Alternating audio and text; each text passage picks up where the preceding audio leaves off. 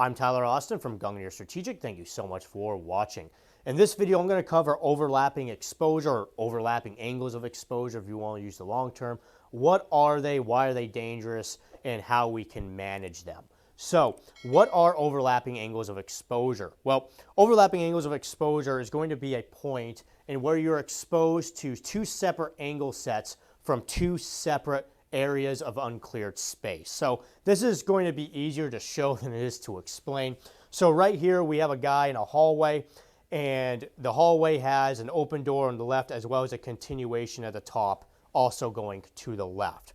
So in this position right now, he technically is not exposed to either the door in the room nor the continuation. Now I want to make this clear, this is still a very dangerous position to be in, simply because this hallway is very dangerous because there's two areas which grant immediate access to this hallway. So this is still a dangerous hallway. But in terms of exposure, he has neither exposure from the room nor the continuation, because if somebody wanted to see and engage him from this room, he would have to step out and break the 90 degree of the threshold in order to see him. Or from the continuation, he would also have to break the 90 degree from the continuation in order to see him. So technically, he has no exposure from the door nor the continuation. However, he is going to begin working up this hallway, and he's going to begin slicing out this room. So at this point, he's begun slicing out this room, and he sliced it out to the 90 degree, and he's done that by stepping off to the far wall. At this point, he is in overlapping exposure because he's exposed to both angles from this door and from this room, as well as angles from this hallway continuation. My marker is running out of ink, which is the bigger problem. Hopefully you can see that, but as you can tell, the angles of exposure here are overlapping. Some people call this intersecting exposure too, but regardless, whatever you want to call it, you can see that the angles of exposure from this room and from this continuation are overlapping, and he's there. So this is overlapping exposure. And this is really dangerous. It's a very dangerous position for him to be in, because as a human, you only have one set of eyes and you can have one muzzle. So you can really only effectively cover and work and manage one angle of exposure at a time. It's just the way it is. So the best thing this guy can really do in this position is work the angles from this doorway and from this room while basically shoulder checking to see what is in the angles from this continuation. That's really the best he can do, which obviously that is not ideal whatsoever. And this is only going to get worse for him as he continues to work, because now he's going to start losing sight on the angles from that continuation in his peripheral, and he's basically starting to turn his back to those angles. Obviously dangerous and not ideal until he makes entry.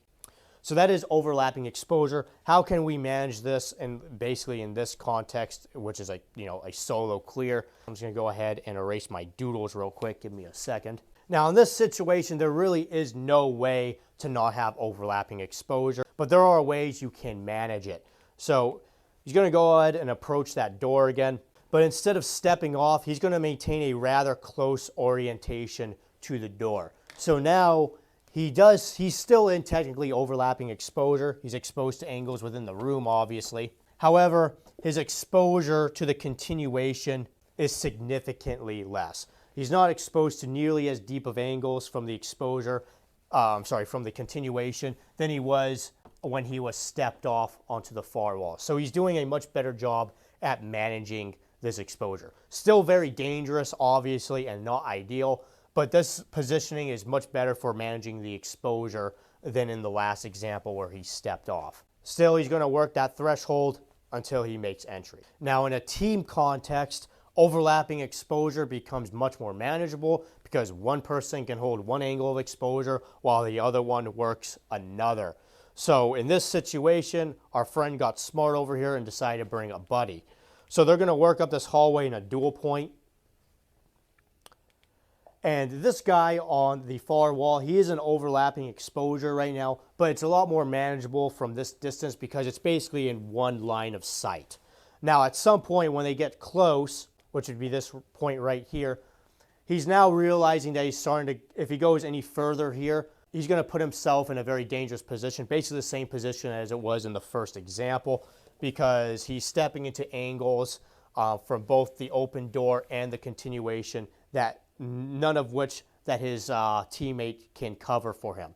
So at this point, he's going to go ahead and surrender this door to his teammate, and he's going to basically transition and cover the exposure from the continuation. So right is covering the continuation while left is working the door until entry is made. So in a team context, overlapping exposure is a lot more manageable, although still dangerous. It's a lot more manageable than certainly in a solo context where, again, you can only cover and manage one angle of exposure. Overlapping exposure is a reality of CQB. You're going to run into it a whole bunch, and there's basically infinite examples on where it will present itself.